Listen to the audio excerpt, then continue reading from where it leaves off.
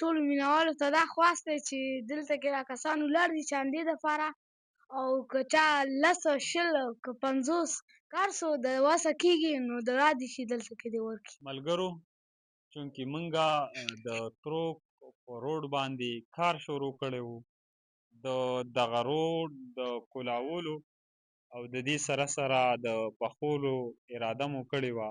الحمدلله تاسو لیدی شئ اکسیویټر لګیا دی، ښه کافي روډ کولاو شو، هغه چړایانې مړایانې مو ترېنه هم وایستلې.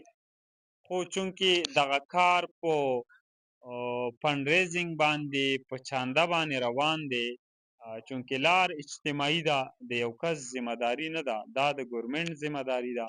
خو چونکې هغوی موږ ته کارونه نه کوي، موږ ته ګري دي رونه بیګان دي، هغوی اعلانات وکړل په دغه روډ باندې موږ فنډ ریزینګ کوو لګیا یو، نو خلک موږ سره ډېر زیات امداد کوي، اپریشیټ کوي مو. تاسو کولی شئ چې موږ سره په دغه کار خیر کې مرسته وکړئ. چې لار جوړول چې کوم دي دا یو صدقه جاریه هم ده، لہذا ریکویسټ دا دی، اپیل کوو چې په دې کې موږ سره مرسته وکړي. انیسه څه ویل غواړي؟ زه وایم چې دې ټولو مینهوالو ته دا خواست دی چې دلته کې را کسان ولاړ دي چندې دپاره او که چا 10 20 که 50 که هر څو د وسه کېږي نو د رادې شي دلته کې دې ورکړي.